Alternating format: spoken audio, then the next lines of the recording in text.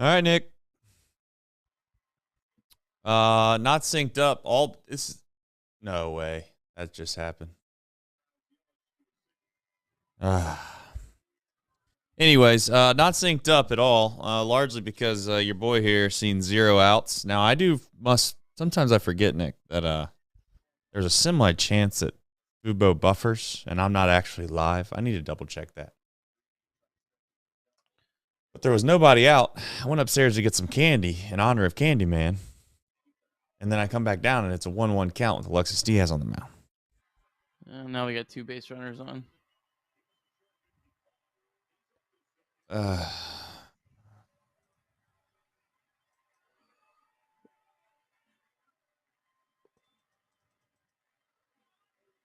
going to say it now. I don't care if he gets out of this one. We've done this for too long, Nick.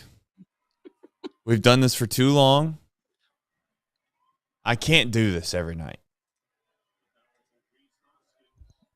Maybe it's not every night, but it feels like it. We do need likes, people. Nick, I got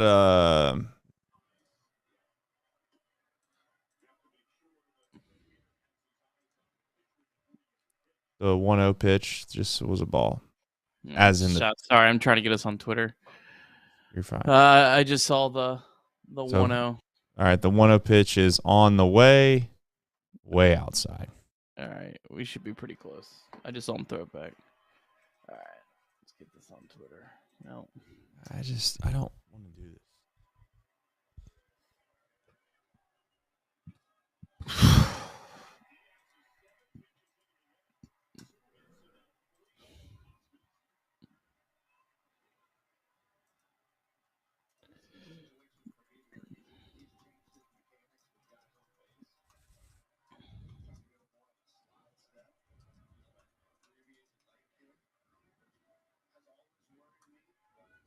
Can't really just groove fastballs either. That's the problem now.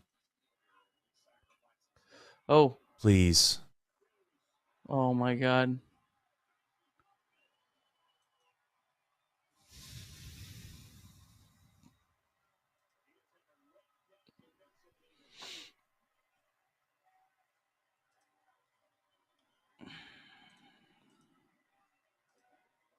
I got the chat now.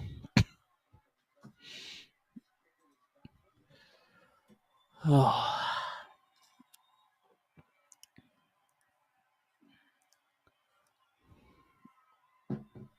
I had the chat now. Oh.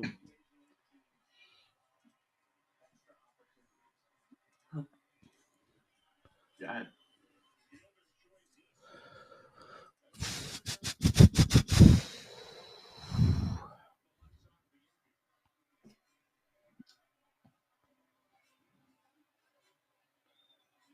I don't have a whole lot to say.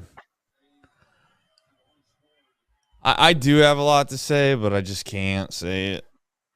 I don't think he had a double play there. It looked like Adames was going to. I think he looked up and saw Adames running and was surprised how far he was. And is this Frelick?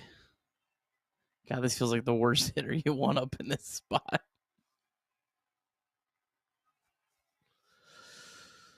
As well as the offense have played, they've tried every other way in the world to lose this game. That was a good first pitch.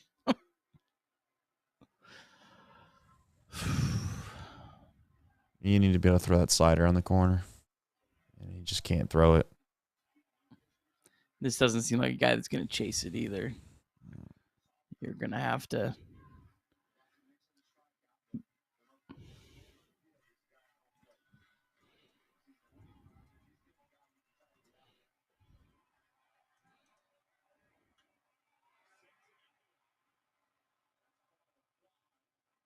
Oh, man, if that would be going to have that drop, although I don't know if I want to risk it. No, not tonight. We'll take outs. I thought that dropped for a second there. Now you just got to catch that ball. We need likes. Like the stream, please. Like the stream, please. Please like the stream. At least you put yourself in where 2 sack flies you win the game. We're a ground ball away. I mean, that's one thing. Maybe not tonight, but golly, can we just throw strikes? Like, that's my thing, man. Like, God, it's like every hitter, we just gotta go down. Whew.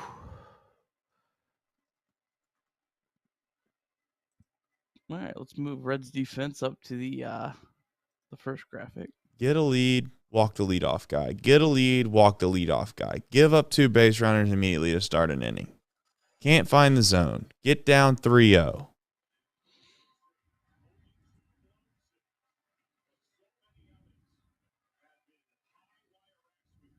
I have a hot take.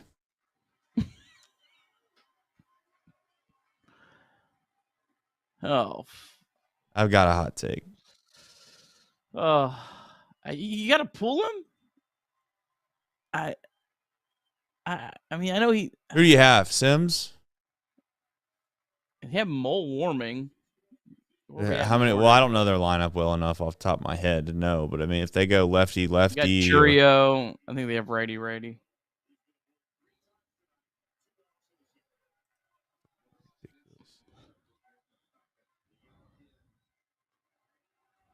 You just can't throw a strike. I mean, literally, the dude can't throw a strike. And the league's caught on. Finally.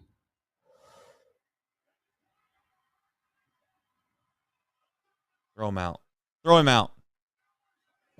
Tag. Tag him. Go tag him. He's out. Oh, no, he called him safe. Oh, no, I hate that because now it stands. Why did he wait to call him safe? Yeah, exactly. You call him safe immediately. He's either safe or you're going to tag him and he's out. I agree. I've never seen that before. I agree. What a throw by Benson. And Steve. He's out. He's out. He's out. He's out. Did he hold on to the ball? Did he hold on to the ball? He did. He's out. He's out. He's been out. He was out on the initial tag. Did you see it? He barely tags him right here. Left hand tag. He wasn't looking. I don't even know if he touched the plate. Well, I don't care if he touched the plate or not. He touched Stevenson's glove. His left hand touches Stevenson's glove. If this is a stands call because we can't, nothing's conclusive. I don't think he touched the plate either, but I'm pretty damn sure he touched his glove. No, Stevenson with the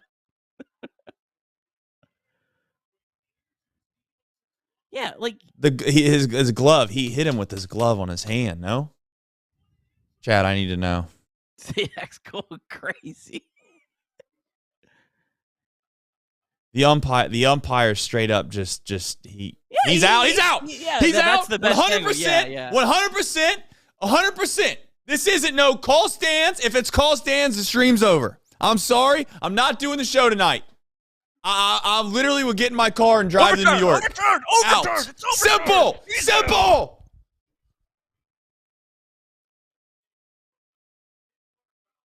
Not doing this anymore. I got a hot take. I want to talk about it tonight after a win, though. I got a hot take. I want to talk about it after a win. I'm tired of doing this.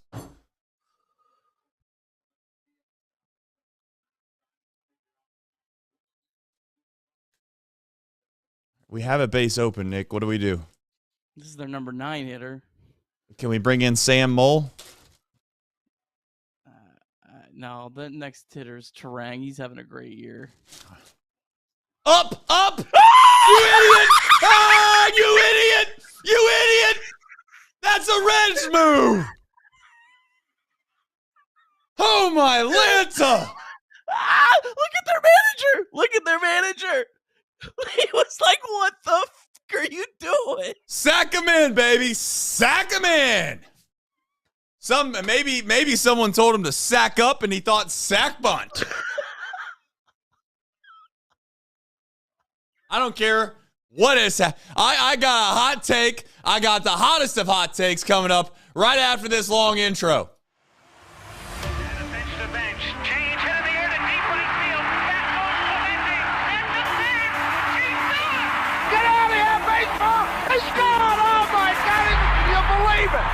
Johnny Bench has tied it up. The Cincinnati Reds win the World Series in 4 straight. It was a sweep. In the dirt, it's a wild pitch. Here comes Foster. The Reds win the pennant.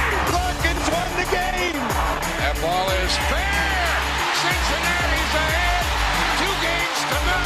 Welcome Joe Randa to Cincinnati. Adam Dunn has done it again.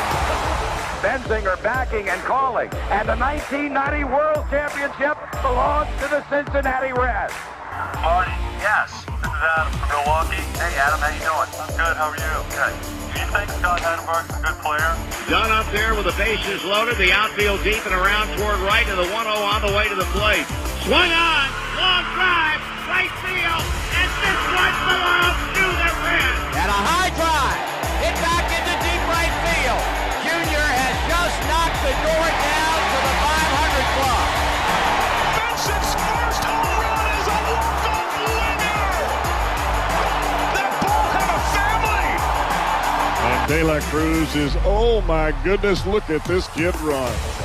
My, oh my, that is a triple. Matt McClain's first big league bomb. Spencer Steer's first big league hit is a home run to straightaway center field. Joey Votto's done it again. The pitch. Votto swings high in the air. Right field. Yes! He pointed to the dugout to say, I told you. That is Joey Votto's 315th career go-ahead ribby. Only Johnny Bench had more as a Red. And I can't tell you how much it means to play in front of everyone here in Cincinnati as a Red. What a gift. What a tremendous gift. So thank you. Thank you. I think I can speak for all of Reds country. Joey Votto, thank you. High drive. Left center field. Racing back to the Laurent Bourgeois. The Reds are National League Central Division champions. In the air, left center field. Did he? Did he? He did. He did. Reds win. Reds win. Line to right field. Genius, the first Red ever with 4 home runs in a game. Can you believe it? In the air, down the right field line. Does it have a chance? The Reds have won on a 3-run home run on opening day by Ramon Hernandez. A strike away and out away is Homer Bailey. Ground ball to third. Frazier gloves. Throw to first, and Homer Bailey, for the second time in his major league career, has tossed a no-hitter. Oh, gosh. Oh, my God. Are you kidding me? Holy Moses, the second player in major league history to hit 7 home runs in the first 10 games. In the air, and the Reds win. What a dream beginning to the career of Jay Bruce.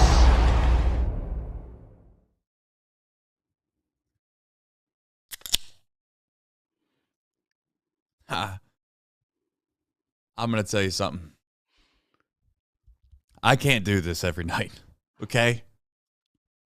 If I have to do that just twice a week through the summers, my life expectancy is going to go down quite considerably. I do have a hot take. I think we should save it. I'm going to save it. Nick, I don't know. We've done this a while. There's a lot of things that happen in a short amount of time, sometimes in the 9th inning.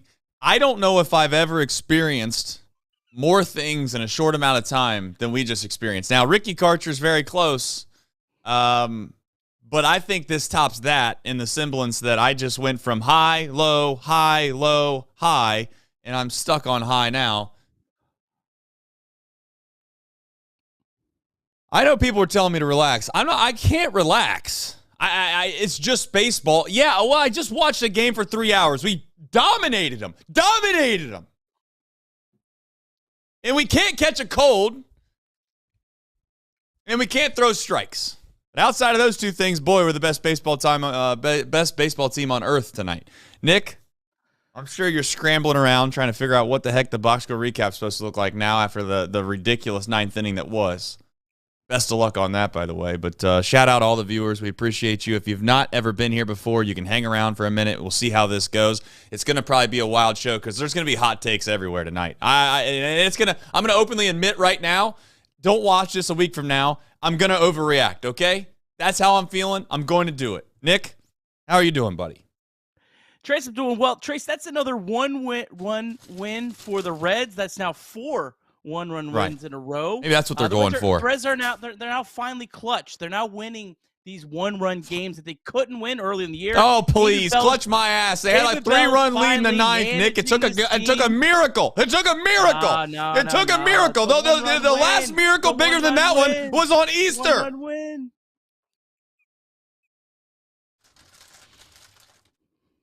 But I am glad they got a 1-run lead to win a 1-run game.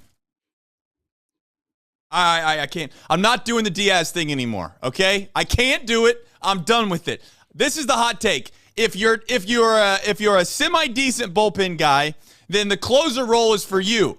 That's where you want to be because you're the only guy in the world that's allowed to come in with a 3-run lead multiple times and make a mockery of it and barely hold on and win, and you don't get any grief for it. If Diaz come in and does this performance that he does from time to time in the 6th, 7th, and 8th inning, we'd have had him back to AAA.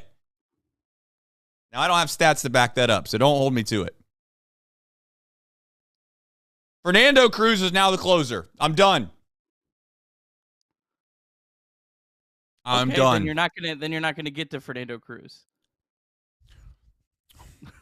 You're gonna lose games in the 7th. Lucas Sims. I don't care. That would be a better choice if you wanted to make the move. I just. How long are we going to watch this problem, Nick, before we fix the problem? Before it's inevitably we start to scratch our heads and wonder, wow, I can't believe this is the problem. And the Reds won tonight. I am thrilled to death. I am so excited. I love it. I'm not here to complain, but I'm going to say out loud that we have a problem. We've tried to ignore it forever, and it's eventually going to rear its ugly head in big, meaningful games. This is a huge game tonight. It was the lead off the series with a team that has absolutely owned us time after time. We played very, very well outside the fact that we couldn't catch a baseball to save our lives for half the game. I don't know how many errors we end up with. 5. We probably had just as many errors as the Brewers had hits. Don't have the box score recap, which we'll do here in just a second. But I'm just going to say it out loud one time and the last time. I am done with Diaz as being a closer because I've seen it. The house is halfway on fire, and we're all going to stand around and be like, well, let's just see if the fire burns out. Maybe it'll burn out, and the whole house is going to be gone eventually. All right. I got it out. I think you're overreacting to Diaz tonight. Diaz was terrible tonight, and he's. You wish you had more consistency out of your closer, but since May 19th, I don't know how many games that is. 1, 2, 3, 4, 5, 6, 7, 8, 9, 10. He's got a 1.86 ERA. I mean, he's given up 2 runs. I mean, I don't know. I think we're overreacting to one really bad night. Again, I was concerned with Alexis Diaz coming into the year, but I don't think you're in a spot yet where you make a move. I think he's pitched well enough to keep his spot. It's worth being concerned about. It's worth being anxious about, but I don't think it's worth making a rash move because of tonight. And Nate, I see you in the chat. Be critical of the team. I mean, he has a 1.86 ERA since May 19th. I mean, I'm sorry. Do you want me not to look at stats? I don't know what you want me to do here. I don't know. Well, we'll see how it goes. Maybe I'm wrong. Just saying the house looks like there's some smoke. Now, I understand what you're saying. He's going to have to throw at some point, and maybe throwing him in there at the end is the best thing to do, but we shall find out. All right, folks, if you've not seen this show before and or maybe you're just joining us and it's been a little while, that's fine. No big deal. Hit the like button, please. Likes equals wins. It's scientifically been proven, I think. It certainly saved the ninth inning. I don't know if you noticed this, but we had like a bunch of people liking at the very end, and then Benson made a good throw.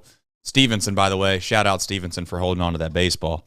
And kudos to New York. I'm going to forget to say this, so I'm going to say it now, and then you can do the box score recap. Shout out for humans trying to find a better way. We got the replay system. The replay system tonight worked in the way it was intended to work. It saved a critical error. It saved a humongous call in a baseball game, and quite honestly, it saved the game. If they don't get that right, or whatever you want to call it there in that situation, Reds lose. I get you can say hypothetically they wouldn't have lost, blah, blah, blah. The Reds lose. That's how I feel about it. But that's not what happened. So shout out to New York. Wanted to give them some praise before we move on here. Anything else to add before we do the box score recap? No, let's get into it. There's a lot here. Let's do it. All right, Reds taking on the first place Milwaukee Brewers. Reds had lost 7 straight series against the Brewers. Hunter Greene against Freddy Peralta. Nothing going into the third inning. In the top of the third, TJ Friedl blasted a solo home run to right field, put the Reds up 1-0. In the bottom of the third, the Brewers responded. William Contreras crushed a solo home run off Hunter Greene to tie the game at 1. But the Reds responded right back. In the top of the fourth, Jake Fraley singled, Tyler Stevenson walked, and Jonathan India crushed a single to right field. 2-1 Reds. Top of the fifth, the Reds offense really got cooking off Freddy Peralta, a pitcher that has dominated the Reds throughout his career. TJ Friedl led off with an infield single. Ellie De La Cruz smoked a triple at 102 off the bat, put the Reds up 3-1. And then Jeimer Candelario hit his 6th home run in the last 10 games to put the Reds up 5-1. In the bottom of the fifth, Hunter Greene gave up a tough run. He gave up a walk and a single.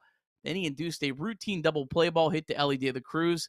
Ellie bobbled it. He tried to rocket a throw to first base, but it got past Spencer Steer.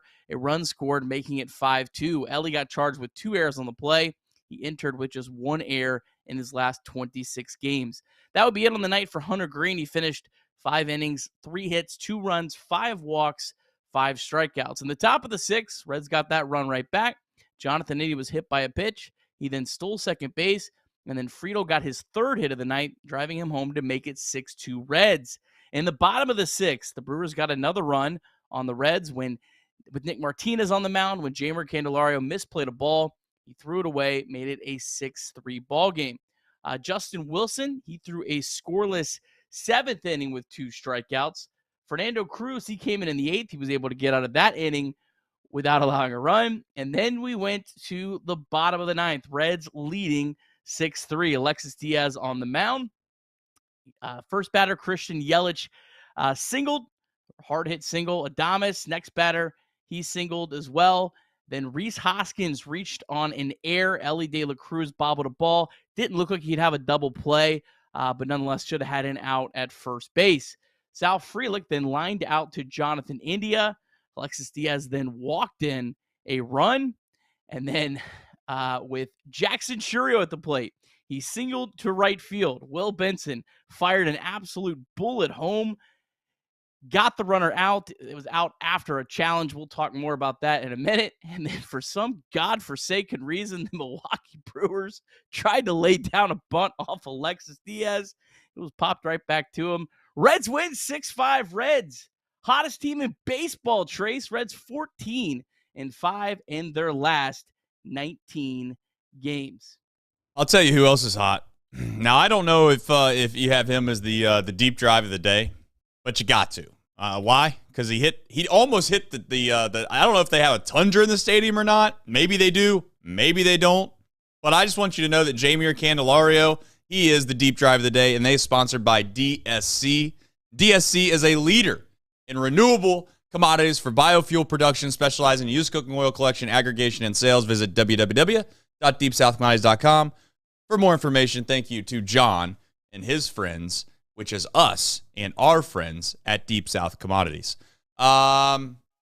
105.5 off the bat, 423 feet, 30-degree launch angle. And you know what? I'll just say this. I don't really give a rat's tail about the analytic part of it. I just know that it almost hit a truck. Now, if you've watched Reds baseball games long enough, you know how almost impossible that is to hit a truck. He almost hit a truck. Shout out to Jameer. The candy man can, baby. And I brought candy downstairs simply for him. And I'm just going to keep on eating the candy as this show goes on, as respect to him. All right. Let's get into it. Now, before we get into the rundown here, we have about 1,000 super chats, and I just want to say, I don't know what our record is for the most people in this chat is. I know it's like maybe 602 or something, but we're at the precipice here, all right? And I just want to say, if it's your first time watching, welcome. We do this after every single game. Some games are a little bit crazier than others. Tonight, yeah, a little crazier. We're going to get into all of it in just 1 second. But before we do, we're going to support the people that support us. We got 1 billion of them. So I'm going to do my best to run through these and give you your due justice. But I just also know that everybody else wants a show here. All right? Michael Rolfe coming in saying a 20 bomb. Michael Rolfe, by the way, he's like the Tony Gwynn of Super Chats. They just keep coming. The hits just keep coming. You know what I'm saying? Michael Rolfe, super chat for the Eclipse glasses. If the Reds blow this, I won't come on live. If they win, the offer's on the table. If the valiant leaders, Trace and Nick, feel so inclined. Maybe. If this goes late, Michael, you might see that happen. He has to be, Michael also said he has to be out. The guy came nowhere effing near the plate. Kid show. Thank you, Michael. Suck a piece of meat, Brew Crew. This is a kid show still. Thank you, Michael. Mark Fetter says Fernando Cruz should be the closer. Oh. All right, Mark. Who's Your Daddy says, my wife and I made the trip to Milwaukee for the weekend. The Reds are 7-1 this year so far when we are in the house. Who's Your Daddy? You're going to have to get season tickets here soon if that keeps up. Just saying. Former Viking helmet guy says, I'm fired up like Kirby and Sadak combined. That's like a freaking, that's a rocket ship. What are those rockets that Elon's building out there? That's a Sadak and Kirby combined. That's what you get. Zach Knopp says, can we trade for Mason Miller? Alexis Diaz making these games too close. 5 errors and a W. I'll take it. I'll take it, too. After 35-plus years, the Big Red Machine said, I've always said I love the Big Red Machines. They should do more things down there at the ballpark to promote them. You know, it seems like they never come up. He said, after 35-plus years, I have never seen such complete idiocy from an opposing team. Thank you, Brewers. Now regarding Mr. Diaz, ... Reds win. RD711 says, that's why you score 6 runs, baby, so you can give up 5. That's funny, and I like that. As a Raider fan, let me educate you Bengal fans in something. Just win, baby. Michael Rolfe then chimes in and says, we have 1 billion of these, and we got to do a show. We got to do a show at some point. I'm trying to get through them. We might have to save some of these in the middle of the show. Michael Rolfe says, no more super chats for me, but Nick Senzel got into a fist fight in his dugout tonight. Yes, he did. He says he's a man of honor. He sticks up for what he believes in. I can tell you I respect that out of Nick Senzel. Ever since that FU home run he hit out and wherever he was at, I've always respected Nick Senzel. Matt Wells says, make Wilson the setup guy and Cruz the closer. This team is just weird, so who cares? Mark Fetter's the Candyman can. Leave it at the table. This is the one that made me laugh during the preview. Nick, sometimes you wear them. This is funny. I'm just going to say I kind of laughed at this. He said, leave it at the table, says, I need to hire Nick Kirby if I ever run for mayor so he can put a positive spin on all the illegal stuff I might do. Now, he did say something instead of stuff, but I'm keeping it in the kid show. Big Red Machine says the 1.6 ERA from Diaz as opposed to us fans going into borderline cardiac arrest every time Diaz pitches. Sure.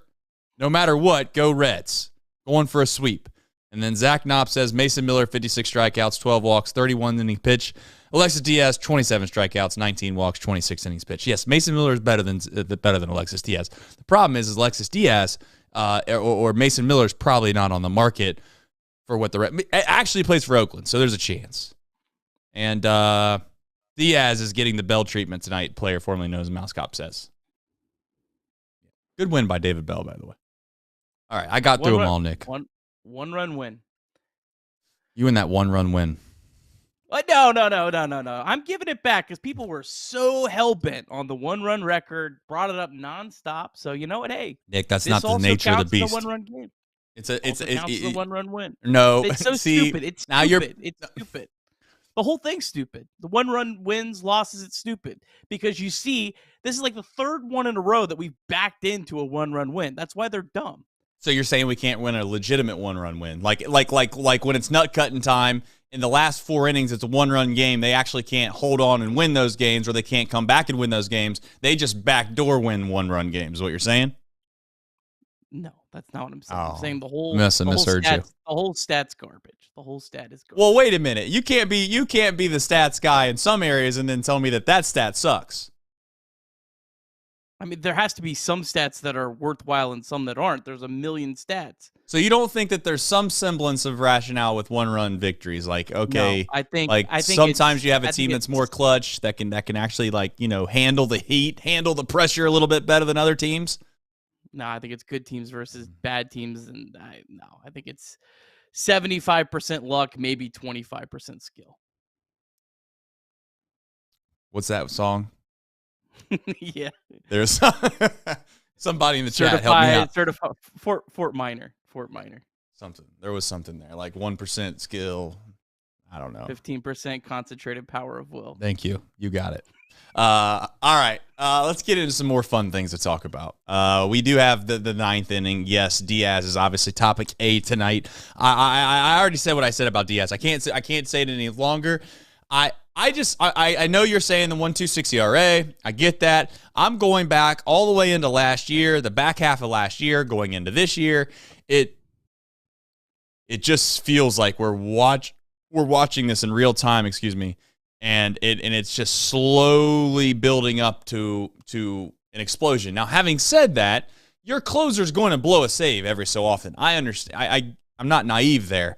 So maybe that's just part of it, and you live with it, and as soon as it happens, and you got to cross that bridge when you get to it, and that's what the Reds are going to do, to be clear.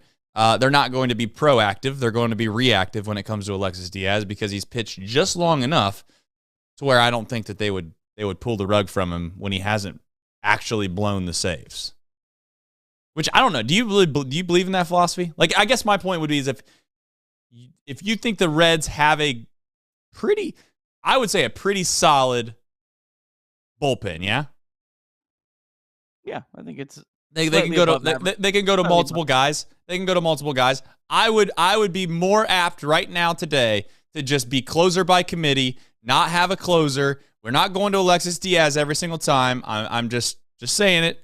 And they've already kind of done that before, but I'm saying from now on, I'm all in on that. If Sam Moll wants to come in and pitch the last 3 outs of the game, or you want to mix and match it, if a runner gets on base, you want to bring somebody else in, I'm fine with it. It's the walks for me, Nick, and I don't know how much longer Diaz is going to be effective when guys don't swing at the slider that inevitably is never a strike. And by never, I mean not often. Yeah, I would fully support closer by committee. I wish the Reds always did that, but once you don't go that route and you set a guy as your closer, it's kind of hard to backtrack on that. So the Reds are kind of in the spot. I think people are misunderstanding like my belief in Alexis Diaz. I remember when we started the show, I said I would trade Alexis Diaz. Like, I wanted to trade him at his peak value. So I'm not like this super high guy on Alexis Diaz. If the Reds had a game where someone threw 8 innings, I would go to Fernando Cruz over Alexis Diaz in the 9th, and I wouldn't even think twice about it. If there was a bunch of lefties up in the 9th, I'd go to Sam Moll. But you've backed yourself into this corner where you have a set closer, and Alexis Diaz is 15 for 17 in save chances. He's pitched better of late. A lot of his really bad outings were games that didn't matter this year.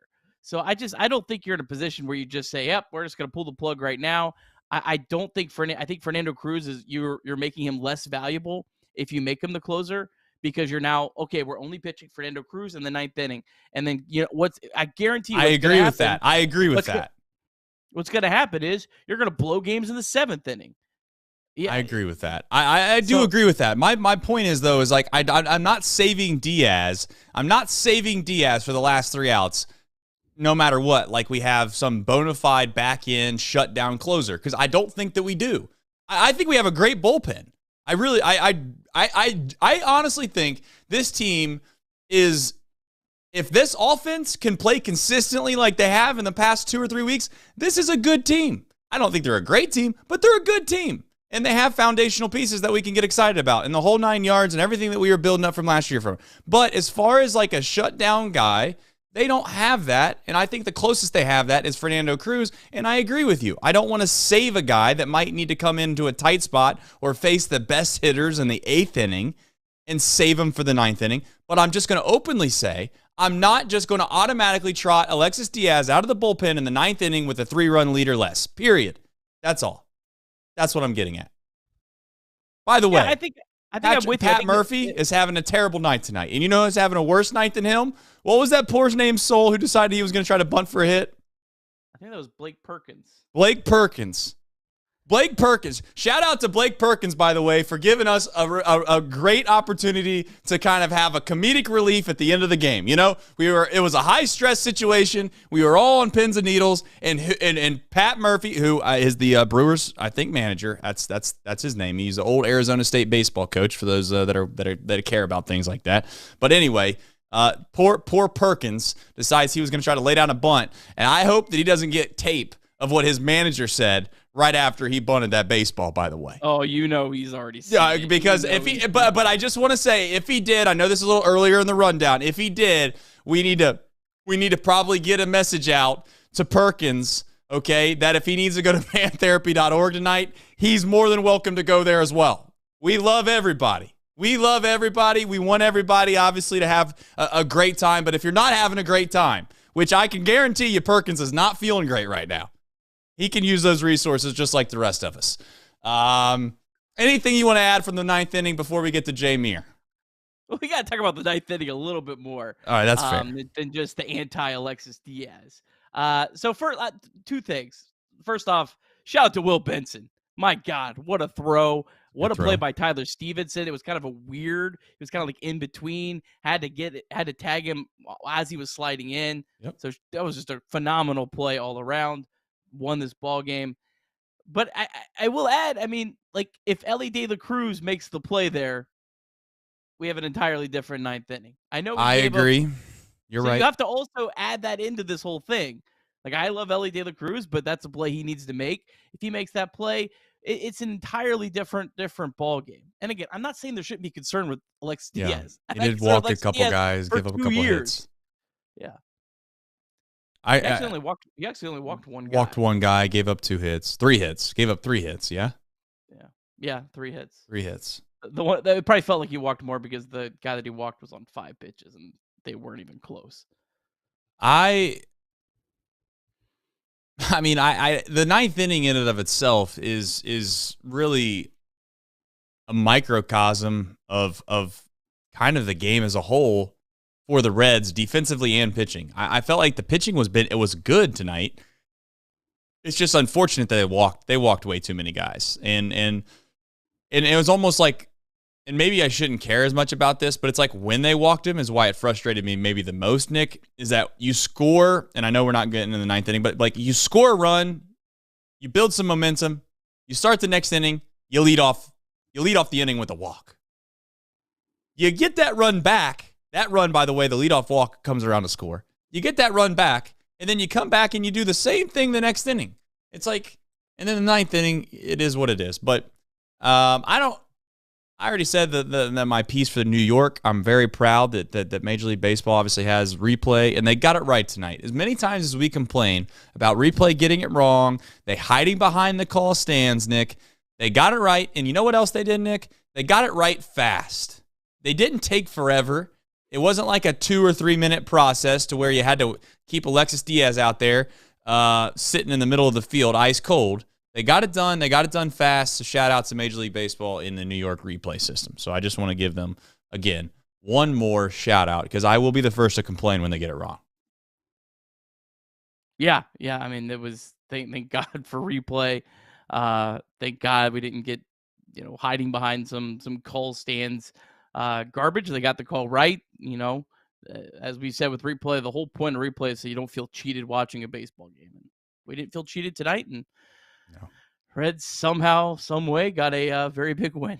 Brewers might feel a little cheated because they got Nobody's that's their own problem. Nobody's complaining about the robo umps tonight, by the way, for your Reds fan. Just so we're all clear. There's a couple fortunate calls is what we'll call it. All right, let's jump into Jamir. At this point, am I going to sit here and start bragging about how unbelievable a contract this guy is for the Reds and you know how awesome he is and this, that, and next? I am not, but I will also admit and say out loud that if he's going to play even relatively close to the way he's played over the last month, I know everyone's trying to call him June Jamir or whatever the term that they've been using on socials is. He's started this mid-May, so I don't want to sit here and shortchange him by any stretch of the imagination. He is him and TJ Friedl are the X factors as to why this team is playing better offensively. Simple as that. And I'm not trying to downplay anybody else. I thought India looked amazing tonight, but Jamir just looks comfortable. And you know what's weird is when he hit that ball tonight, Nick, I didn't know if he got it by the way that he acted. It turns out the guy's got a little bit of swag, as the kids would say. Did you see the way he acted when he hit that? Yeah, he's feeling good. Yes, he is. I talked about that at bat against Tanner Bybee the other day, where he was smiling, having fun. This guy has 12 home runs. I mean, the Jeimer Candelario is the power hitter now that we were hoping for, and I think we all had this hope that Jeimer Candelario could, maybe increase his home run total at Great American Ballpark. And, we'll see at the end of the year, maybe he could push 30 home runs, and it's still a long season, but, right now I don't know the exact pace, but he's got to be on pace for at least 26, 27 home runs right now. So yeah, I mean, he's the big middle of the bat order. It's just kind of bizarre almost his like slash line. I would have expected him to be much better at getting on base. He's only got a 308 on base percentage. Now, some of that might be just how much of a hole he dug himself in. He was in a big hole. But I mean, this guy's slugging almost 500. That's something that he's never done in a full season. He's never even come close to it. In 2020, he hit 503, but that was 60 games. So he's definitely hitting the ball harder. And I don't know, we had talked before about how I almost wondered if early in the year, Jeimer Candelario thought, hey, I'm going to this team. It's a small ballpark. He probably heard you could probably hit 30 home runs in that ballpark. And maybe, he was trying to do that a little bit too much. And now he's gotten his groove. And now he actually kind of is that player that maybe he was trying too hard to be back in April. Yeah. There is something to be said about, I know people are going to laugh when I say this, cold weather. I think cold weather is a real thing. And there's guys throughout their entire major league careers that are slow starters. And I think that they're more times than not slow starters because of the weather that they have to play in. Baseball is not a great game to try to play in when it's below 50 degrees. Certainly less than 45 is miserable. But point is that might be some small part of it. And the other part of it that you just mentioned with Jamir, hopefully, is that there just wasn't a comfort level there, and he wanted to be a leader, and you could tell by his actions from the very get-go that he wanted to be a leader. Anytime he'd get on base or he had a big hit, he'd kind of like try to fire the guys up. Unfortunately, you can't be a leader when you're hitting $110. I mean, you just can't. It's impossible to be that. You can try it all you want. You can say whatever you want in the clubhouse. You could be this perfect model citizen. But I got news for you. As soon as you open your mouth up to the group and you're hitting $110, you're going to get some people behind closed doors that start making fun of you. Now, hopefully, this kind of eases the burden or the pain or whatever pressure that he might have felt, and he just continues to play well. Or what's probably also might be just as realistic, Nick, is that he comes back down to earth a little bit after he gets finished with this hot streak and he's just the baseball player that we thought we had, period. So I'll take that too, by the way. All right, I don't know if you want to jump into Reds defense. I do want to say that Jonathan India had a big game tonight as well. Some really good quality at bats, and I don't want his name to go unmentioned if we don't get to it here in just a bit later in the show. The defense, though, it's on the rundown. I wish I could sit here and say that this was like kind of an anomaly and we don't have to worry about it, Nick. And it's just like once in a blue moon, you make 5 errors in a night. I think, would they end with 5? They end with 6 errors? Half of them were Elly De La Cruz. It like tripled his air count over the last month. 5 or 6. I don't. They might have ended with 6. I don't know. At this point, I'm sure you'll have it here in just a second. It's but 5. It's 5. 3 5 from airs. Elly, 2 from Candelario. So, ultimately, I'll tell you, tonight, here's where I was at. I watched this game. I was getting excited. I was like, you know what? This team looks different. They look different at the plate. Fraley's going backside, taking a nice smooth swing, hitting the ball the other way. He's getting a base hit. Jonathan India's hitting the ball down the line. Elly De La Cruz obviously is running the bases like he has in the past in regards to getting a triple. And it just all feels right in the world. And then the defense comes out not that long after, and I'm like, Nick, this is kind of why, though, it makes me feel like there is a lower ceiling on this team than I want to admit. Am I too pessimistic for thinking that? Well, Jeimer Candelario is not going to be playing third base for much longer. No. I think he's going to be a much better first baseman defensively. I think he's also going to improve first base because I think Spencer Steer is a very poor defensive first baseman. He has been playing great lately, though. Let's give Steer some flowers. You can't roll your eyes and say Steer didn't make some nice plays tonight, Nick. He made a really good play. I didn't see any good plays tonight. I saw a good play 2 days ago where he scooped the ball. Yeah, there was a foul ball that I don't know. Maybe I'm just so deep in the outs above average that sometimes you start seeing things. I'll be honest. Sometimes you do. Sometimes you kind of see the numbers and you're like, ugh. But there was a foul ball that I was like, yeah, if that was a good first baseman, he makes that catch. Maybe it was a tough play. It was a tough play. I'm not saying it's not, but I felt like if I had a first baseman that I felt really good about, he makes that catch. But nonetheless, he made a nice play tonight that I will also say. He made a nice play ranging to his right tonight. Dove, caught the ball, flipped it obviously to Hunter Greene. They got the out. And the only thing I would admit is that Jonathan India was probably behind him and capable of making the play behind him, that he didn't need to dive. But at the end of the day, he made the play, and it wasn't an easy one. So I'm going to give him his flowers. I think Steer has made some nice plays at first base. That's all. Not saying he's a great first baseman. I think he has the most potential to be an average fielder at first base out of the 3 positions he's played. But do we think Candelario will play that much better than Steer at first base, though? I think so. I thought Candelario's looked good at first base. I don't know. Maybe I'm off on it. All I know is Jeimer Candelario is not a good defensive third baseman. We know that for sure. I think we could all agree on that. And getting Marte into third base, that's going to be a huge upgrade. Elly, he committed 3 errors tonight. Are we anyone really worried about Elly De La Cruz? It was just one of those really bad games. It seems like when Elly has a bad game defensively, it's a really, really bad game. That is one thing. And then every other game is fine. I was going to bring that up, though, and I don't know if that's something just because he's young or if it's just maybe it's a coincidence. To be fair to Elly, I'm not trying to be the guy that jumps on Elly because I think he's a great player and obviously I have nothing bad to say about Elly.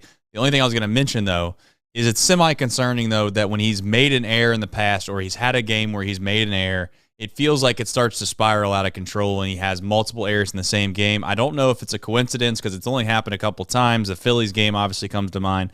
But hopefully he gets to a spot where he realizes if he makes one error, all right, it's not the end of the world, not a big deal. It's just not compound the problem. And I think sometimes he compounds the problem as well because he has such a great arm that when he bobbles the ball, he still has a chance to get the guy out. But then normally, more times than not, he's going to make a poor throw because he's rushing the throw, and then it goes wide, and you're giving an extra base. Again, not trying to defend him, but he's just got to get a little bit better in that area. And I will also say I'm not doing this anymore because I feel like it's basically just like a he said, she said type thing. But if he was positioned a little bit better on that double play ball where he was stepping on the bag, throwing the ball to first base, it would have been a much easier play for him. And that would have obviously led to him not having, which he didn't even get an error for that, to be fair to him. But again, that ball needs to be a double play more times than not. I didn't love how far he had to range to get to it, but he could have flipped it to India. But again, the middle infield as a whole just needs to get better. And I don't know if it's as much Elly or India, but we need to turn more double plays with balls to both of those guys, in my opinion. Yeah, it does feel like it snowballed on Elly, when he's had a bad game. I felt like that last play, or not the last play, the play where he Adames was running to second base. I think he was surprised at how quickly he was getting to second base, and then he kind of looked up and I don't know. I think Ellie. I think you see that a lot of Ellie and his development is really confidence. I think as much as anything, I think that he makes an error and I got to make up for it, and I think that will come with age and with experience. I've talked about it a million times, not going to belabor the point, but there's not a whole lot of 22-year-olds that have played even an average level of baseball. And Ellie's been more than an above average player all year.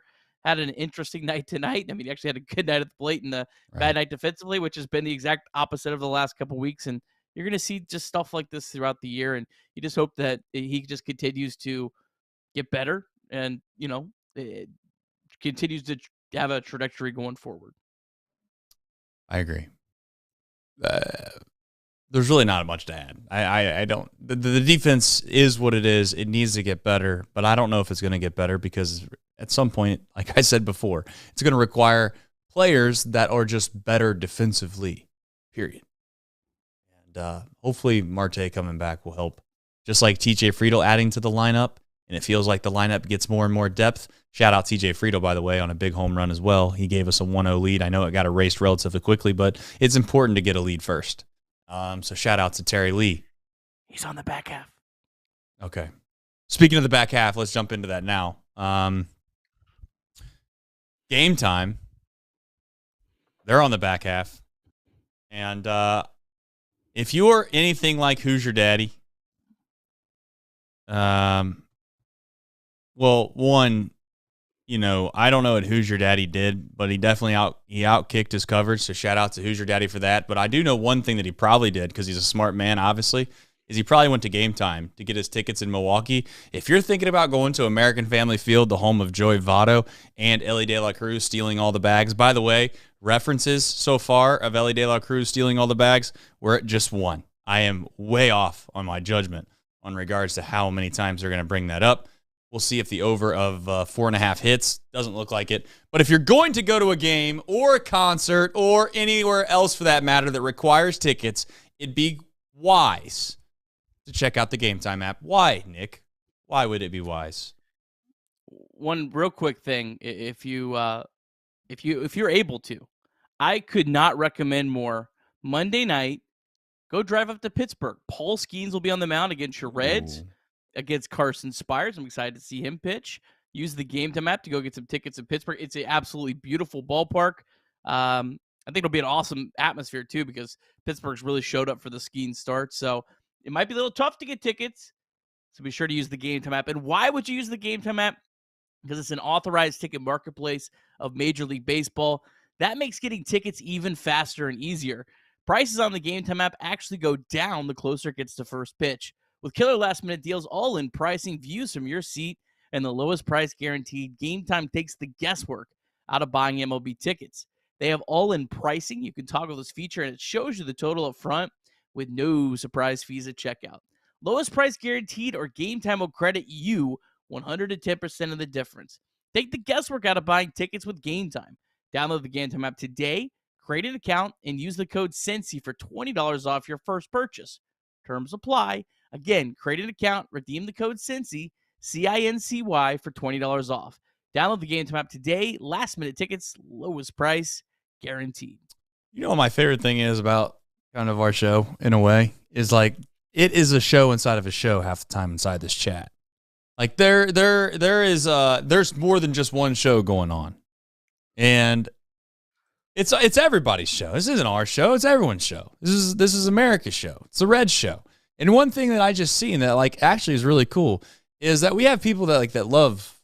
They appreciate us so much that they appreciate the sponsors and the people that support us. Nate says June is Men's Mental Health Month. Use 988 if you need it. Reach out to a friend, family member, anyone. It's okay to not be okay. And you are always able to talk to someone about it. I love you all. Hashtag 988. That's from our people. Now, I know that might not, like, to some people are like, oh, anybody know. Like seriously, man. That's really cool. And I appreciate that message, Nate. And we all need to hear it because you just never know what people are going through, man. So if you need some help, it's okay to ask for help. It's all right to reach out to somebody. It's not a big deal, and you'll get through it. You'll get through it. Just like Perkins is going to get through tonight. He'll be back at the ballpark better than ever tomorrow. Don't know if he's going to be playing, but he'll be back there. He'll get his paycheck from Major League Baseball. That's a positive, you know? I tell you what, I bet Perkins wishes David Bell was his manager right about now. Yeah, it's all right. It's all right, Perkins. It's not a big deal. You know what? Actually, Perkins, not a bad place to eat if you ever been there before. Anyways, I like David Bell. He's a good guy. Just not the best. He's not the best. He's not the best soundbite, okay? We can all agree on that. He's very, very monotone. He keeps to himself. You know what? That's okay to have, too. All right, let's talk about the back half, getting into the show. Before I get into the show, though, really, really quickly, I'm going to do my best to get through some of these supers here real quick. James Dornsife says, as Reds fans, it's tough, but it's not as tough as being a Cubs fan right now. Go Reds. That is true. Did you see that ball that was hit in the Cubs game earlier? Dude hit one like 112 miles off the bat. And in Wrigley Field, turns out that's just a fly out to left field. Deep left field, by the way, but a fly out in left field nonetheless. It would have given the Cubs a 1-run lead going into the top of the 9th inning. Instead, they were down 1-0. Tough to see. I really hate to see it. You know, I don't like when things like that happen to the Cubs personally. I really do hope those guys get everything that's fair that comes to them. Big Red Machine, as always, huge fan of the Big Red Machine, says, the Brewers GM called to Murphy, I want Perkins shacking fly balls in the South Pole by tomorrow. Mail him his clothes. Yeah, I mean, it was a bad situation for Perkins. Here's the goofy thing about baseball and overreactions like we are and all that. If Perkins lays down a perfect bunt right there, I'm telling you right now, everybody would have been talking about how big of a play that was, how smart that guy is. Nobody's seen it coming. But you know what? He didn't. He made a terrible bunt. That's the truth. If he would have pulled a bunt right past Alexis Diaz, got on first base, what would have been the tying run scores, oh, everybody would have been loving it. Loving it. But instead he didn't. So execution is all that people care about, really. Not decisions. What a gutsy young man. Oh, what a gutsy play. Yeah. What a gutsy play going button on a guy that can't throw a strike to save his life. What a gutsy man. That's right. No doubt. It's just like trick plays in football. If they work, you're a genius. If not, boy, you're the worst play caller in the world. Michael Rolfe says, I think I'm waiting in an old link to come on the show. I will always wait for Chatterbox Sports. Late night, fun night, likes equals Reds wins. Likes do equal Reds wins. Michael, we'll see how late this show goes. If it gets real late, I'll see if I can't figure a way out to get another link. Worst case scenario, I'll get you a link soon. That's for sure. All right, where are we at? Greene, non-Diaz bullpen. Non-Diaz bullpen. I wanted to clarify. All right, listen, I thought Hunter Greene tonight showed some moxie, he showed some courage, and he did something that many of us have forgotten about and we don't care about now. Why? Because we done long forgotten about it. But that's not how this show works. We're going to try to remember things that are important. He had everything go not his way in the inning in which Elly De La Cruz wasn't able to make plays, and he got a strikeout with a guy on third base, and then he turns that around, and he gets a pop out to end the inning, and he gets out of the jam. And ultimately, I think he only gave up, one run, Nick, in that frame? 2 runs? He gave up 2 runs? Did he give up 2 runs in that frame, though? No. One run in that frame. He only gave up 1 run in that frame. And all in all, that is just surviving and advancing and having a little bit of moxie to you. And I really thought that was a big, big, big spot for Hunter Greene. He came out, he got it. You know how everybody wants to get on Derek Johnson. You know that, right? Nick, remember how he's this terrible and all that? Derek Johnson made a mound visit. And you know what?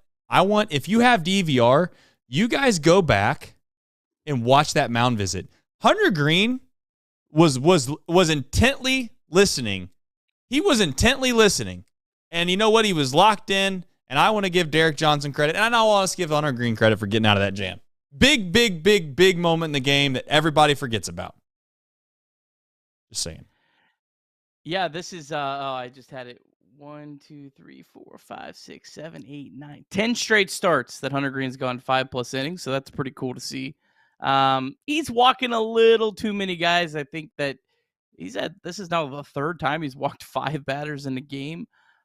So he's got to, I think, rein that in a little bit.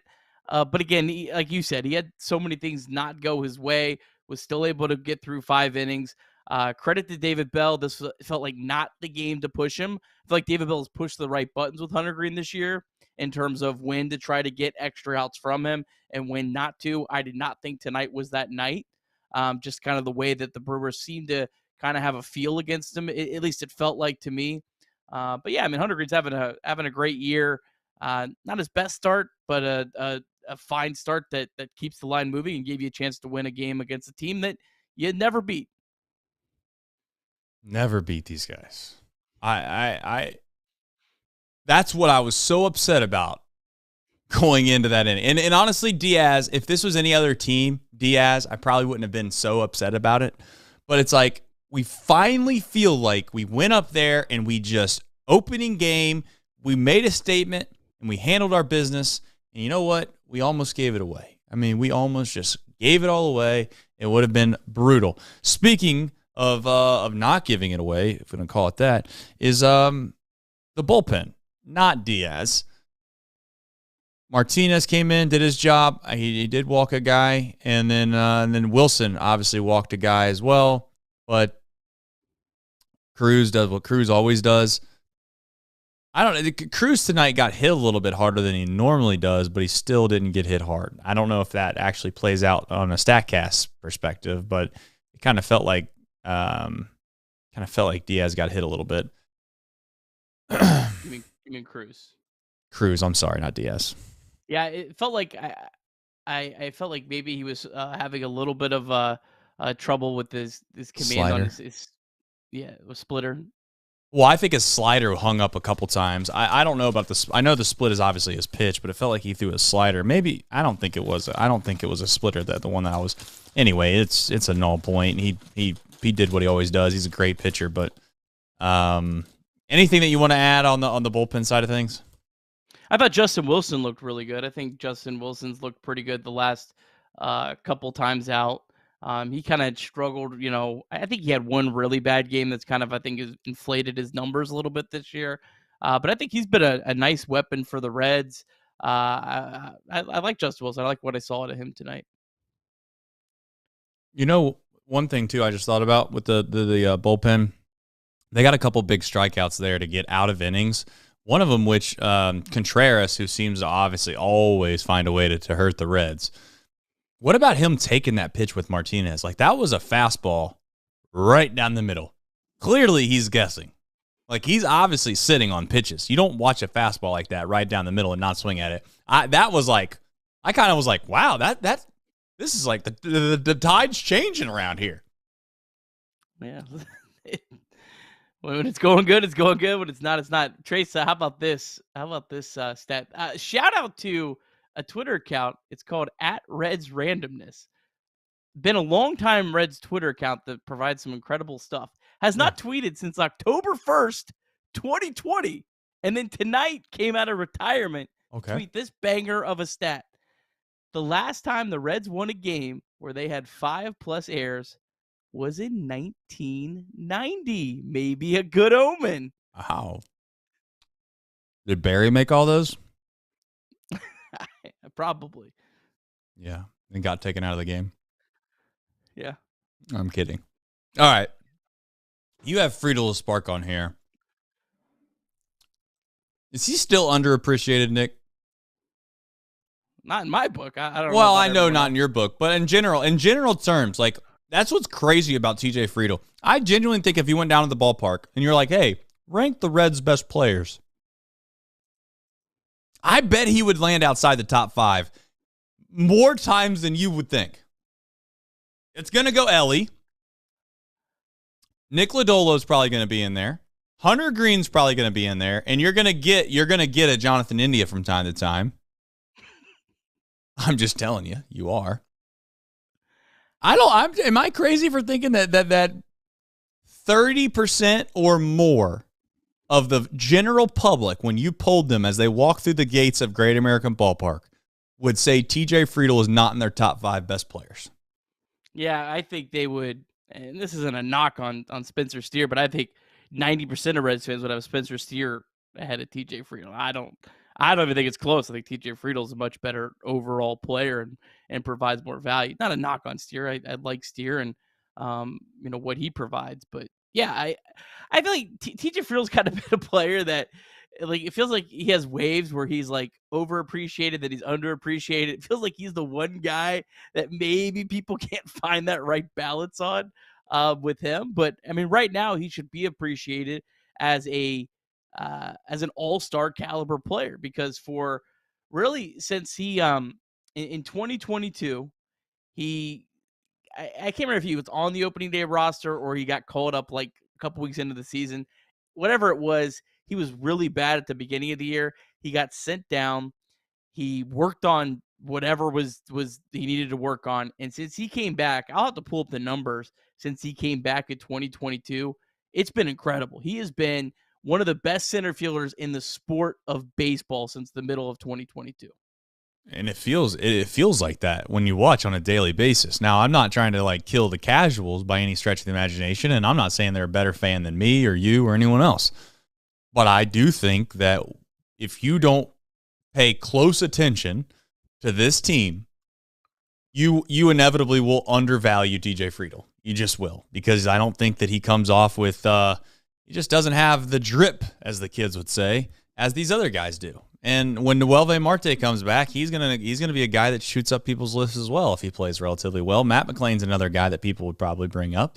And the only thing that you could knock TJ for, I guess, a little bit would be obviously his durability or the lack thereof, and the availability is yet to be determined. We'll see. Matt Stafford's a guy, not to jump around sports from time to time, but Matt Stafford was a guy at the beginning of his career that was crushed and killed for being injury prone, and then after a couple injuries, he turned around and had 10 to 12 pretty damn good years in the NFL. So, hopefully that happens for TJ as well. He gets rid of the injury bug, and hopefully as a whole, this Reds team will kind of catch a break in that regards. Again, we still didn't go another night without somebody getting hit on the hand for an at-bat. Tyler Stevenson got hit on the pinky there. So, knock on wood. We'll see if we can't survive in advance. I've got the stats for you. So since August 16th, 2022, that's when he came back up. 201 games now. He's got 30 home runs. He's got 30 home runs, and that's a season and almost 2 months. Yep. I mean, that's like he's a legit power hitter in some regards. He's got a 120 WRC plus. That's not including tonight. It probably went up maybe 1 point with a home run.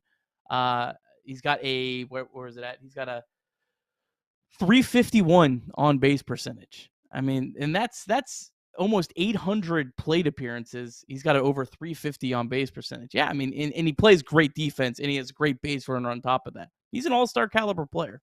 Speaking of great defense, Hurtaby's made a great play today in left field. Having said that, are you a little concerned a little bit on just kind of the lack of production at the plate of recent? And I know it's not been a ton of sample, but he's one of those guys, Nick, that doesn't feel like he's going to get a very long leash to kind of quote-unquote figure it out at the big league level.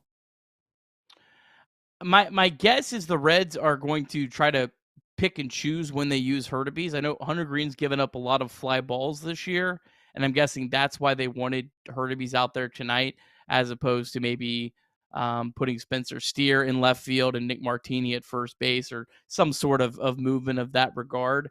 My guess is, other nights you'll probably see Nick Martini in the lineup, because I think Nick Martini is, no question in my mind, a better offensive option right now than Jacob Hurtaby's.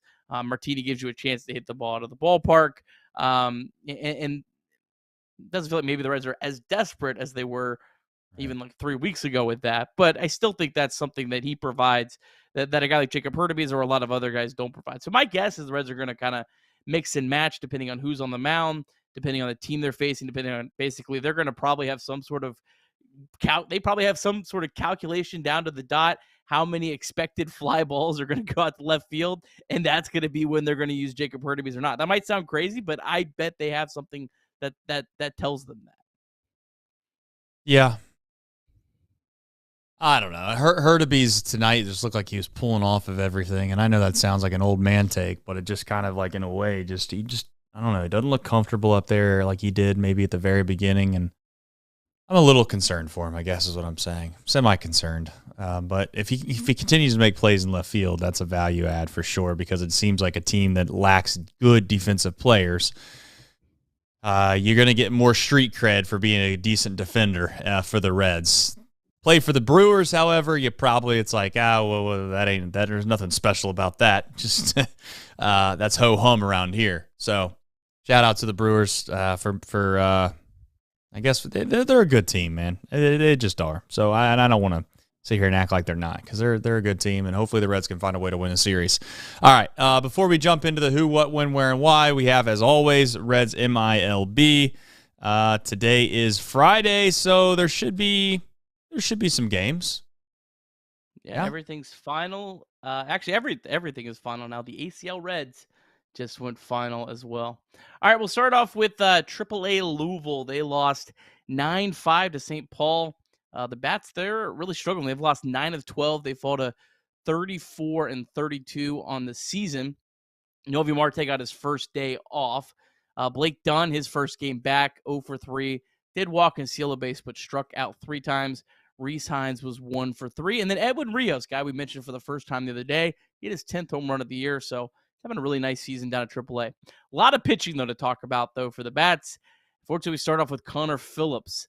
11 hits he allowed today in 3 innings. He only walked 1 batter, so it seems like, to me at least, they've told Connor Phillips just throw strikes and see what happens, and so far it's been a ton of hits. He's given up, I think, over 20 hits in his last 2 starts. I don't know what you do with him. I think you send him out to the Arizona Complex League. You let him pitch some lower level situations. I don't think you keep running him out there at Louisville, but we can save that for the end of Reds MILB. Christian Roa, he went 2 2/3. He did walk 3 batters, but he only gave up a run. Yasver Zuleta, another scoreless outing from him. Really like what I'm seeing out of Zuleta. Inning in a third, he struck out 2. Alex Young, he threw a scoreless inning. And then Zach Maxwell, he threw a perfect inning with 2 strikeouts. He had really been struggling over his last 5 starts or 5 outings or so. Really great to see Maxwell get back on track. All right, Chattanooga, they lost 14-3 to Montgomery. Lookouts fall to 17-44 on the season. Dominic Patelli was 0 for 4, 2 strikeouts. Austin Hendrick, he was on base twice, playing a little bit better of late. But the one real story that I'm excited about down at Chattanooga is Andrew Moore. This was part of the return for Luis Castillo. He threw 2 more shutout innings. He did walk 3 tonight, but he struck out 3. He has been outstanding of late. 8 consecutive appearances that he's not allowed to run. That's 14 2/3 innings. He's got 27 strikeouts and just 7 walks. He started the year with Chattanooga, got sent down to Dayton, and is back up at Chattanooga. He's pitching really, really well out of the bullpen. Down to High A, the Dayton Dragons, they won a thriller tonight. They scored 4 runs in the bottom of the 9th, and they walked off Great Lakes on a wild pitch. Hector Rodriguez, Jay Allen, and Cam Collier all had hits in that 9th inning, and Carlos Jorge walked. Collier was on base twice. Hector Rodriguez, he extended his hit streak to 7 games.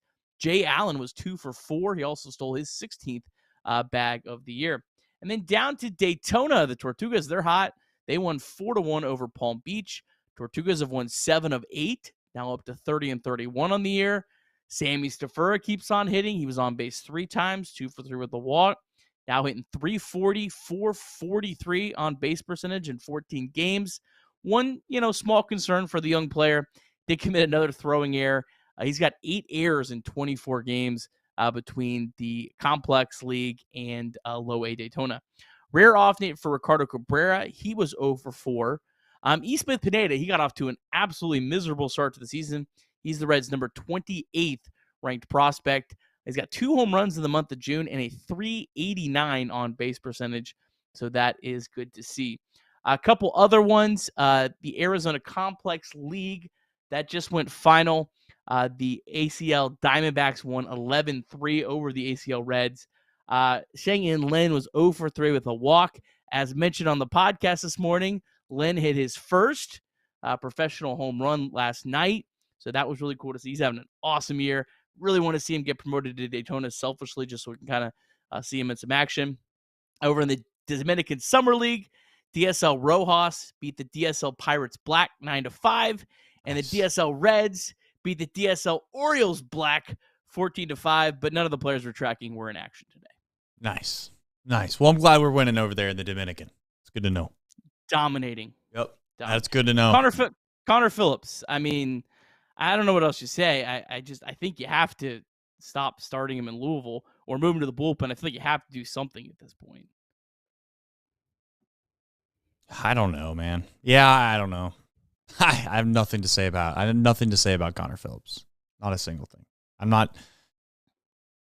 I just pitching prospects in general.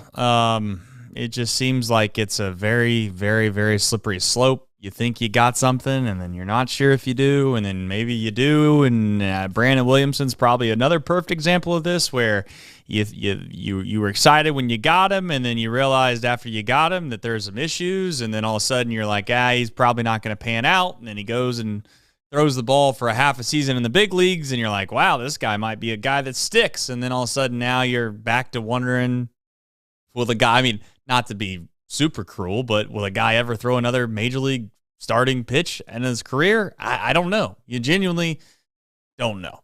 All right, we have who, what, when, where, and why. We'll do that, and then we obviously have some important things coming up just after this. But before we do that, Nick, take it away. All right, tomorrow, 4:10 start time. Andrew Abbott, 5-5, 3.28 ERA, going up against Bryce Wilson, 3-3, 4.19 ERA. Bryce Wilson, he's now in his 7th big league season. He's appeared in 125 games over his career. He started the season in the Brewers bullpen, got moved into the rotation at the end of April. He gave up 7 earned runs in his last start at the Detroit Tigers. He's got an 8.36 ERA over his last 3 starts. 4.99 FIP on the season, doesn't strike out a lot of batters.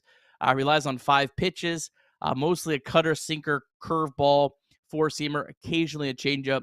His fastball is 94 miles per hour. He pitched really well against the Reds in his career 2.66 ERA in 44 innings pitched. Kind of wild. I don't remember him throwing 44 innings against the Reds. Most of that has been in relief. He hasn't actually started a game against the Reds since 2022. Active Reds just 13 for 73 against Wilson. It's a 178 average, 576 OPS. But Will Benson, Ellie De La Cruz, and TJ Friedel all have homered against him. Andrew Abbott, last time out, 5 innings pitched, 1 run against the Cubs in his last start. Me and Trace were both in agreement. He gave a lot of hard contact. We both agreed it really wasn't a good start despite the final line that looked pretty good. We thought he was very fortunate in that start. But Abbott has been really good over the whole season. He's got a career 3.22 ERA in 4 starts. Of course, those were all last year against the Brewers. Active Brewers just 11 for 52. It's a 212 average, 704 OPS. Adames, Contreras, and Yelich have all homered against him. So, Trace, what do the Reds need to do? Would it be big to get the series win just right away here on Saturday so you don't have to worry about the rubber match on Sunday? Well, the good position that they find themselves in again this season is that they've won the opening game of a 3-game set, and you'd like to think that they're going to win this thing traditionally, hopefully, and they can take care of business tomorrow. But one thing that I do want to add, and you just mentioned it with Andrew Abbott, is I was at the game that he previously threw in American Family Funplex, whatever they want to call that place, and it didn't go well for him. So hopefully there's a bounce back here. He can find a way to kind of manage the load. He did not look good the last time. So I think the biggest thing in this game, if you're interested in watching this game, I think the biggest thing is to try to figure out was the previous game that Andrew Abbott threw a little bit of a fluke, or is it something, again, where we're finding a young pitcher that hasn't played a full season of Major League Baseball? I know it's relatively early, but again, we're starting to get into that time frame, Nick, of how long he threw the ball last year, and we can all agree, I think we can all agree as Reds fans that, he kind of wore himself down a little bit towards the end of the last season. Doesn't seem like that's any concern at all so far, but it's something to watch out for, obviously, as they play the Brew Crew and see if they can't find a way to win the series tomorrow.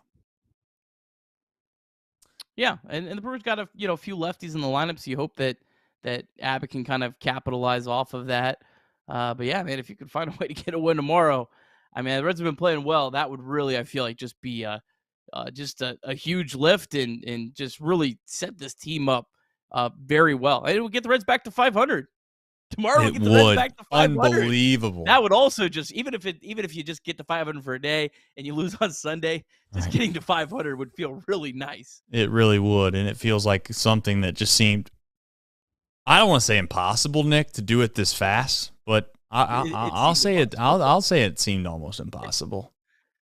Yeah. The way that it was going, the way that it looked, it did not look good. I mean, it just didn't. So, all right, folks, you know what time it is? It's time for the winning traditions of Chatterbox Reds. Nick's currently trying to figure out where he put this said pillow. He's going to put up an overlay right now because I know this guy like the back of my hand. And he's going to run around his house to try to find this pillow that he damn well knows that we were going to use.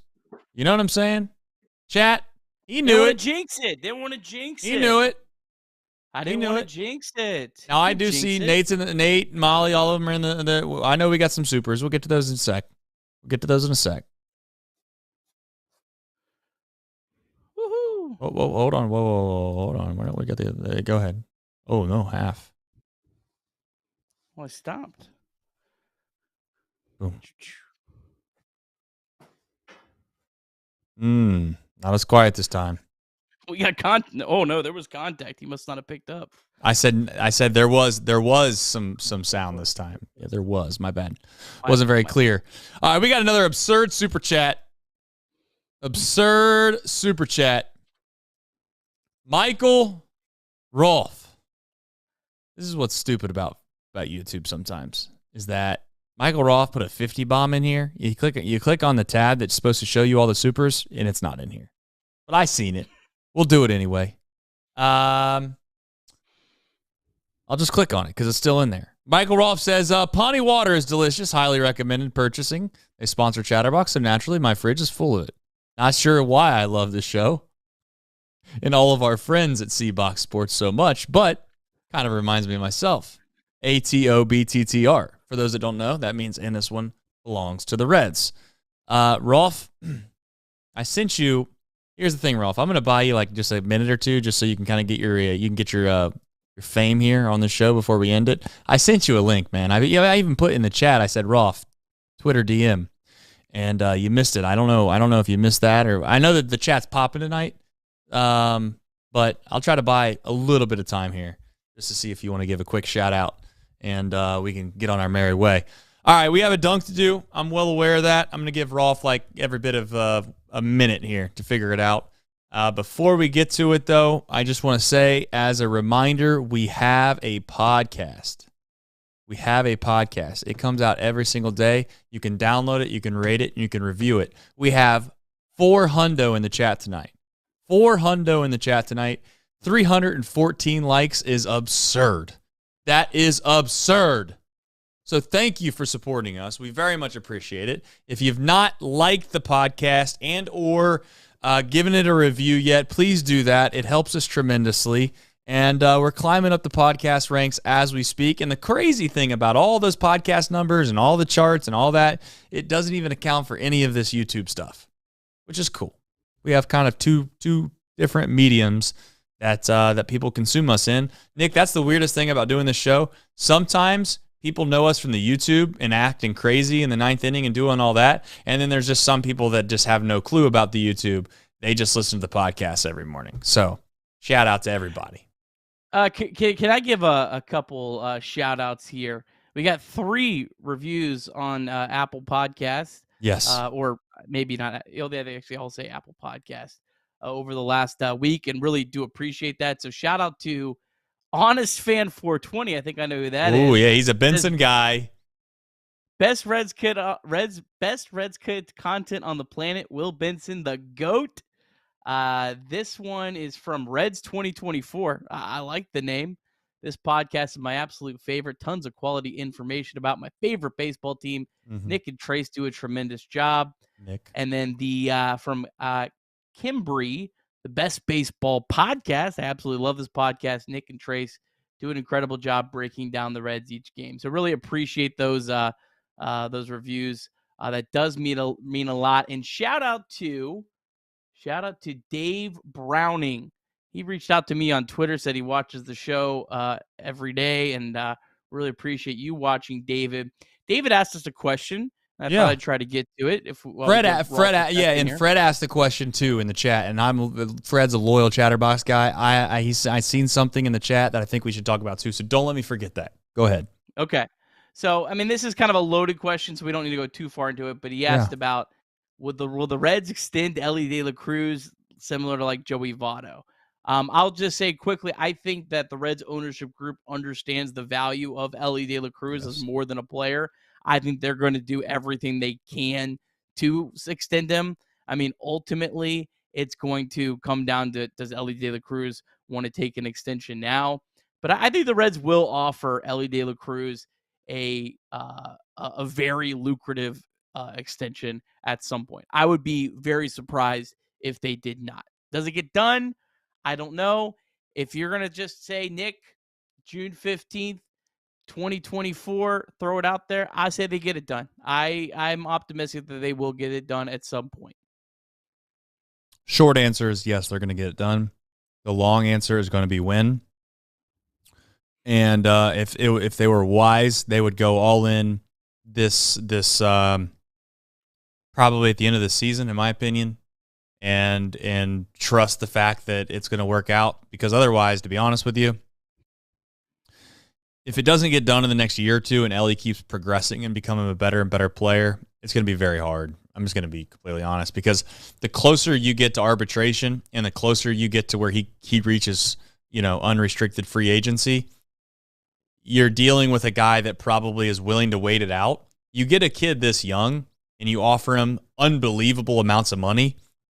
At some point, as much as they believe in themselves, Nick, in the back of their mind, they're still thinking to themselves, man, if I blow my knee out or something crazy, I get hit by a bus, whatever happens to me, I have to take this money now. I can't wait. There's no point in waiting. That's the way in which I would go about it. That's the way I would go about it. You know what, though? We've bought enough time. We've bought enough time. I've been sitting here doing my best, buying time, and you know what? Finally, the man of the hour, Michael Ruff, coming in chugging. That is good water. Man, that's Pawnee water. Woo! That Pawnee water. There's something about it. Put it in a glass. Throw an ice cube on that bad boy. Woo! It's golden. And I promise you right now, I will wear this shirt. I will not wash this shirt every Friday until the Reds lose on a Friday. If they lose on a Friday, I'll burn the shirt. I don't care. Well, I know you can afford another one, Rolf, so don't worry about it. Well, I mean, this is a relic. This is the new. I love the hat.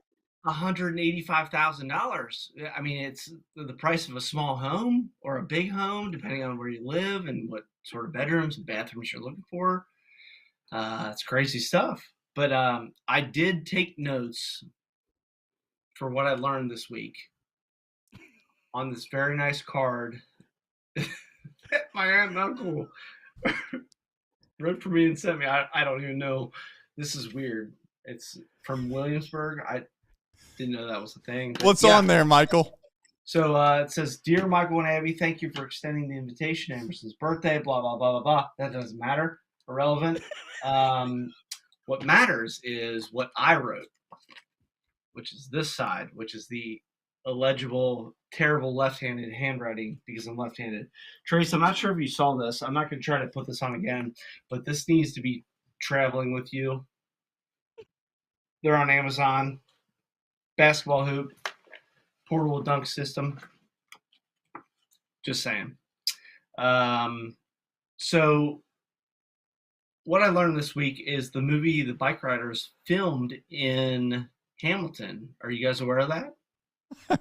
Rolf, I can't even focus. I can't even focus enough to see the chat and anything that you've said in the last minute and a half, because the chat is on fire right now. But go ahead. It's something about a movie in Hamilton. Please do tell. Yeah. So The Bike Riders. It's a motorcycle movie Tom Hardy and wow, I don't know, some guy that played Elvis or something in some movie. I don't know. I saw it on. Sounds like you got all the details, Michael. Next thing I learned this week: never trust a Coca-Cola semi driver. They will always come in your lane. They think they own the road. I didn't get hit by one, but somebody might. So be safe out there. Buckle your seatbelts. What else did I learn here? I learned that my father-in-law's cousin was the bassist and piano player in Pure Prayer League on INNING.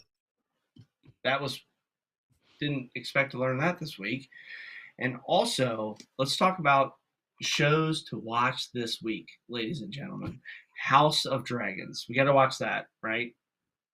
I thought it was stupid, at first, this whole mythical, it's great. What's next on the list, Michael? Glass Onion, Netflix, watch it. I'm out. See ya. That's all you got? Hey. Well, hold on. I got one question for you. I got one. He's gone. This dude just left. Look at. All right, first of all, the cool thing is here, really quickly. Let's look at the stash one more time, the fit one more time, the hat one more time, and I'm not sure what the painting is over there on the left, but I like it because it says "free" on it. So there is that. But anyway, Nick, we'll get back to program here. Screen pause. Well, hold on. So I was looking up the Bike Riders movie as he's talking, and did you know this film is a 2023 film? It says it was filmed in Cincinnati. Was this filmed in Hamilton? And you didn't know I do know that there's been a good amount of movies that have been filmed in Hamilton of recent. There was some Hollywood connection, and believe it or not, Jolly Jolly is a part of that connection to get some of the people in Hollywood to come to Hamilton to do movies. And I don't know, there was some Ohio had some grants, and I don't know. It was a long story, but yes, there was some big movies shot in Hamilton. So yeah. Well, this must be it. We're going to have to watch it. I guess You know what? What? Members only watch along. Maybe. Do it in the office. Might be something. Yeah, you might be onto something there. That is if it's in Hamilton. If it's in Cincinnati, then I guess it is what it is. All right, folks. Last question. Fred asked me. I'm going to do it, and I'm going to make it quick for me. He said, are the Reds going to draft an arm or a hitter? Listen, guys, we do this in the NFL drafts too. It's something that happens every single draft. When you get closer and closer to the draft, everybody makes a big deal out about the draft. Like, who are you going to take? The Vazana kid, I don't even know how to say his name. I don't care. You go look at what he's done his whole entire baseball life, and if that kid's sitting at 1.2, you have to take him. There's no exception. He's been the 1-1, by the way. He's been the top mock draft guy for what's been basically like the last year and a half. And just because Charlie, obviously, Condone had is it Condon or Condone? I don't know. I'll get it all. Once I hear them on draft night, I might figure it out. And if they play in the big leagues for more than 5 years, I might figure it out too. We all know Paul DeJong. Whoever else, what was the guy's name from the closer for the Guardians? Emmanuel Chase. Right? Chase, yes, Chase. That's who it is. Chasse. Sorry. Also, by the way, Bryson's parents. I don't know if you've seen that. Bryson's parents. The guy that we're facing tomorrow. His parents are fancy. Wow. Can't spell Bryce, by the way. Just normally you got to do Bryce, Bryse. Woo, real fancy, Karen. Anyways, what was I trying to say? You have to take a hitter, Nick. You have to take a hitter because ultimately at the end of the day, you take best player available. You're not going to get fooled into thinking you take Chase Burns. And the one thing I want to say about Chase Burns really quickly that everyone's going to get fired up about, he throws 100 miles an hour. I know that this is probably oxymoronic to say because we have Hunter Greene, but I don't love the idea of drafting guys that just throw unbelievably hard. Just because we all know what eventually happens to literally almost all of those guys. I mean, it does. To me, it's always you're just taking the best player available. It's, again, I've said it a million times. I don't follow college baseball super close, so I don't have an educated opinion on this. But it seems like it's pretty clear cut. You take whichever hitter they don't take. I know everyone kind of saw the pipeline release the mock draft, and had the Reds taking a pitcher. I will say they were wrong on their first 4 picks last year. And secondly, I would imagine sites like that are also in the business of trying to get people to click. And guess what? A lot of people talked about, look who they have, the Reds taking number 2. Now, I'm not saying that's for sure what it was, but it would, it would play well because, hey, if they just say the Reds are taking the same player everyone else has said for the last 2 months, they won't. And I talked with Bryce about this actually on the podcast. So if you want to go back and listen to, what are we now? Friday morning's podcast with Bryce. It was towards the beginning. Bryce follows college baseball way better than I do. We talked about 5 minutes about this. So go back and listen to the podcast, available everywhere you get podcasts. And we'll continue to cover that. When we get a little closer, I'll figure out some more content around that and some ways to discuss that a little bit more. And the last thing I'll say, I don't think that if you're Nick Krall and his group, I know you're not supposed to do this anyways in corporate America, but in general, I would not be willing to go against the grain for 2 guys that are supposed to be expedited to the big leagues as fast as Bazana and Condon would be. They're supposed to fly through the system. They're veteran college players, maybe 1 year in the minor leagues, and then the next year they're going to be fighting it out in spring camp to try to make the big leagues. You don't want to have 2 guys that or 1 guy that you specifically passed on to go with someone else, and them end up being a great player almost immediately the next year out. Now, I will also admit the other arms that they're talking about aren't high school arms, so you'd like to think that they were going to be there immediately as well. But it feels like the Reds already kind of have that in the system in a little bit of a way. Maybe I'm overstating it, and you can't have too much pitching, but it just feels like they have Rhett Lauder. Again, maybe they've lost faith in that, but I just cannot believe that they would actually go against somebody that almost half the people are projecting 1-1. You have the option to pick a guy that half the people are mocking 1-1, Nick. You're going to take that, period. Let's not make this a debate. Best player, whoever the best player available is. Whoever the best player available is, you can't look at what your team has and what they don't have because, my God, how quickly have we saw how fast your depth in the big leagues in your middle infield deteriorated. We thought the Reds had so much depth with that. We thought the Reds had so much starting pitching depth in the minor, and then Connor Phillips forgot how to pitch. Lyon Richardson hasn't pitched well. Chase Petty's been okay. The pendulum will constantly swing on that. You can't worry about what you have, what you don't have. You take the best players available, and I firmly believe that it will work itself out.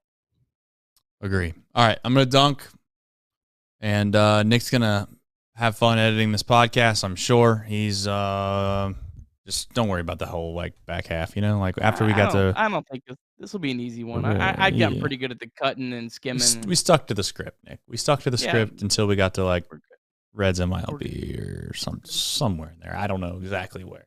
Maybe a snippet of Rolf in there somewhere talking about who knows what. I don't even know what he was talking about half the time. That's why I love you, Michael. Yeah, my kids are out for school, so my basement's gonna be a mess from time to time before I get hate letters. And no, the wall's not fixed. It's not going to be fixed. Largely because I got news for you. If I got to deal with nights like tonight again, there's no point in fixing it. But we got it done, and that's all that really matters. Now it's time to be an athlete. But I got one thing that does. On a night like tonight, I would be remiss, I would be ashamed of myself if I didn't at least honor the most honorable thing on a great, great night of Chatterbox Reds. So with that, I'm going to take care of it. We're going to dunk. We're going to get out of here. Yeah.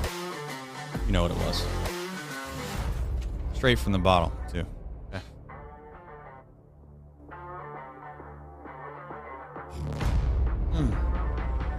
Smooth as they come. Real smooth.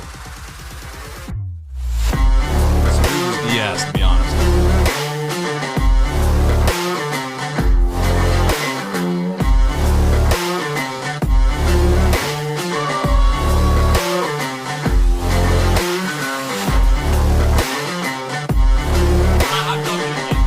I don't know if I've ever done it, but I'm not ending the night on that. I'm just not doing it.